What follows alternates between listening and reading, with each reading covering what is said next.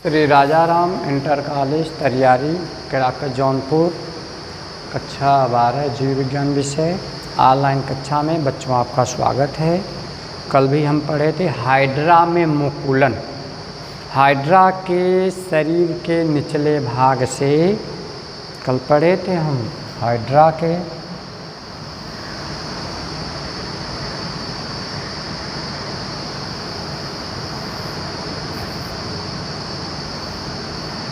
Hydra के शरीर के निचले भाग से इस प्रकार की प्रक्रियाएं हम कल पढ़ चुके हैं। उसके बाद आगे है हाइड्रा के शरीर के निचले भाग से एक बाह्य मुकुल का उभार होता है या बड़ा होने पर यह मुकुल स्वतंत्र सिरे में स्पर्शक की भांति काम करता है या कार्य करता है। यह मुकुल पूर्ण विकसित होने पर हाइड्रा का निर्माण कर लेता है। उसके बाद है बीजाणु जनन।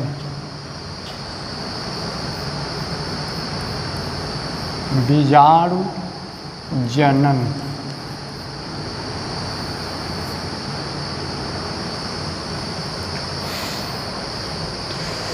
बीजाणु एक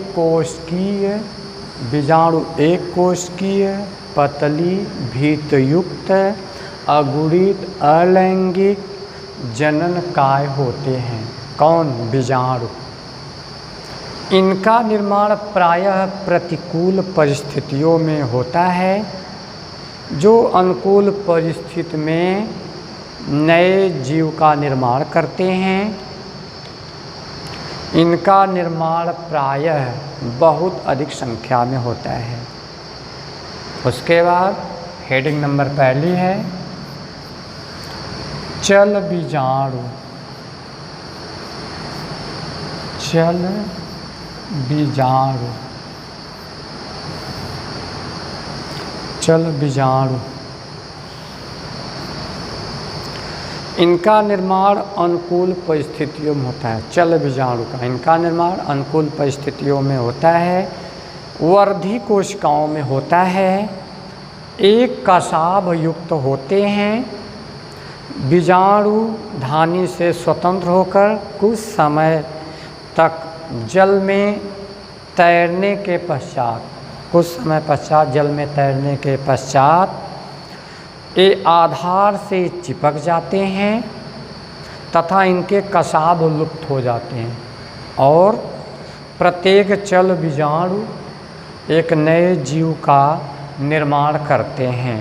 इनका उदाहरण है क्लैमाइडोमोनास।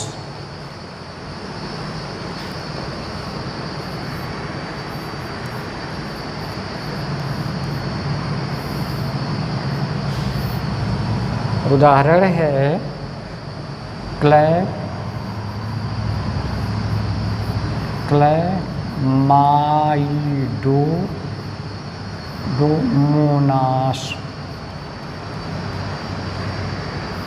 क्लैमाइडोमोनास चल बीजाणु।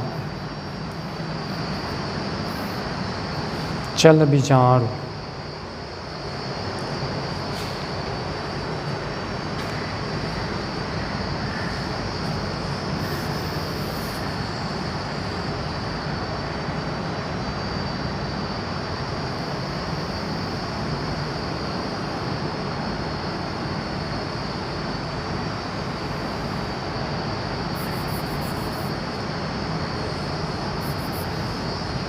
इनका ये चल बीजाणु का चित्र है।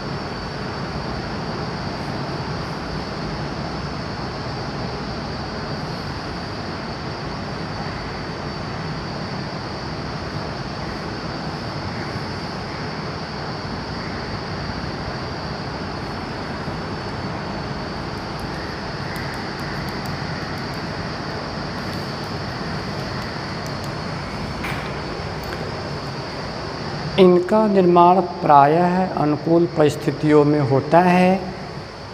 ये वर्धी कोशिकाओं में होता है, कसाभ युक्त होते हैं।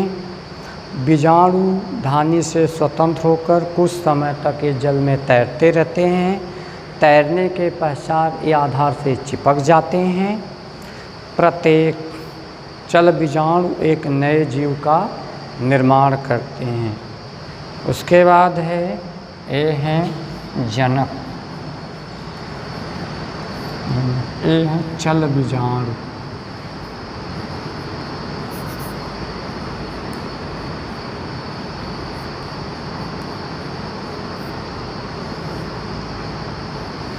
चल बीजाणु। उसके बाद ये है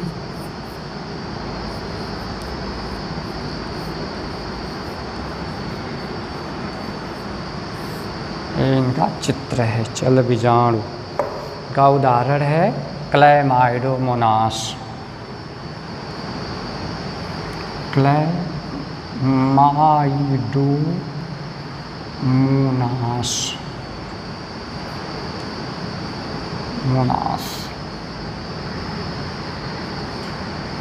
चल बीजाणु।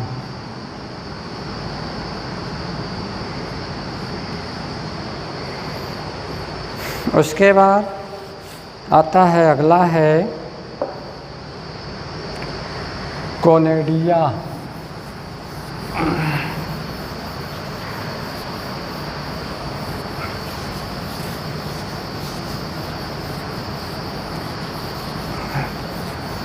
उसके बाद आगे है कोनेडिया।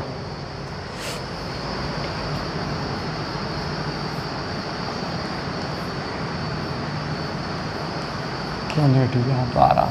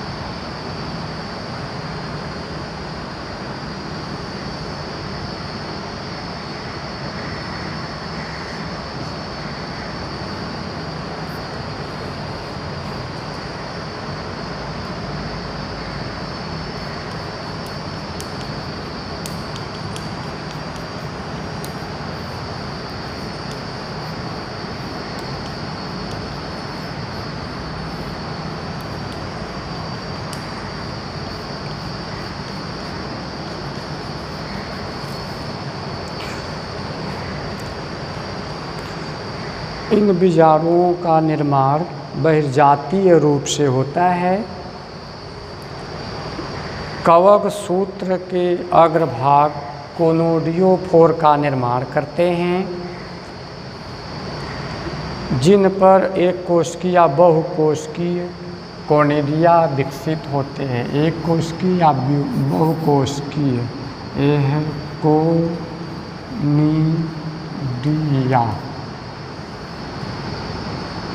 कोनिडिया इनका उदाहरण है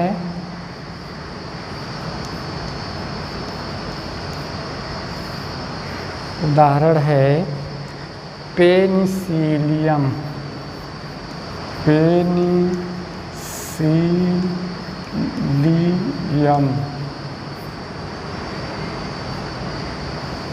पेनिसिलियम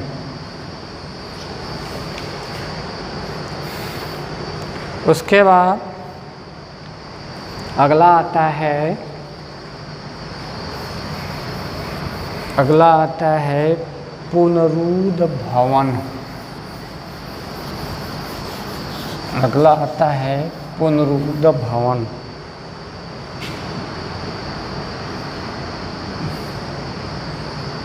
पुनरुद भवन, पुनरुद भवन।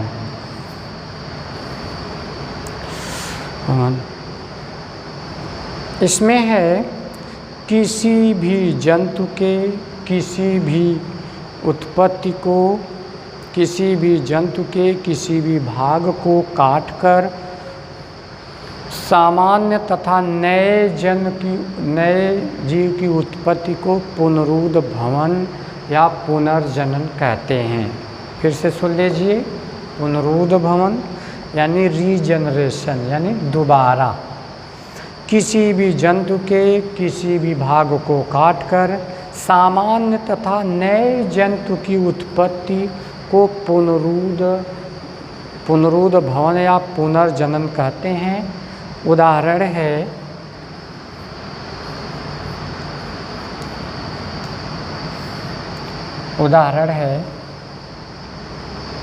हाइड्रा तथा प्लेनेरिया।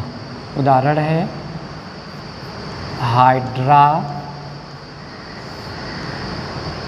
तथा प्लेनेरिया। उदाहरण है हाइड्रा तथा प्लेनेरिया आदि। उसके बाद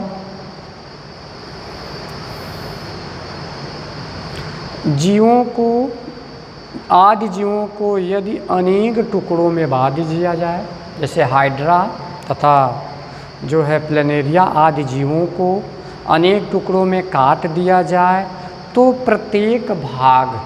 प्रत्येक मतलब हर एक भाग वृद्धि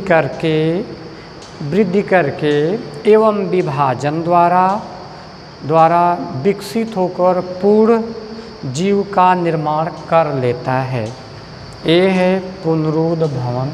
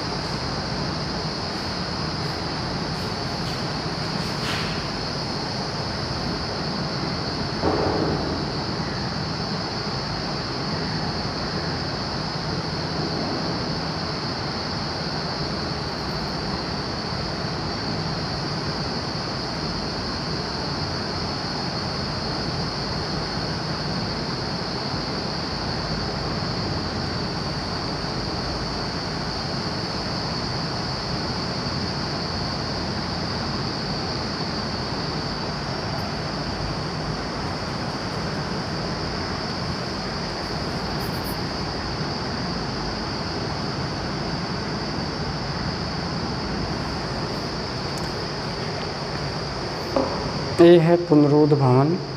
किसी भी जंतु के किसी भी भाग को काटकर सामान्य तथा नए जन्म की उत्पत्ति को पुनरुद जनन कहते हैं। उदाहरण है हाइड्रा तथा प्लेनेरिया आदि। आदि को जीवों को यदि अनेक टुकड़ों में काट दिया जाए तो प्रत्येक भाग वृद्धि करके विभाजन द्वारा विकसित होकर पूर्ण जीव का निर्माण कर लेता है। यह है पुनरुद्ध भवन।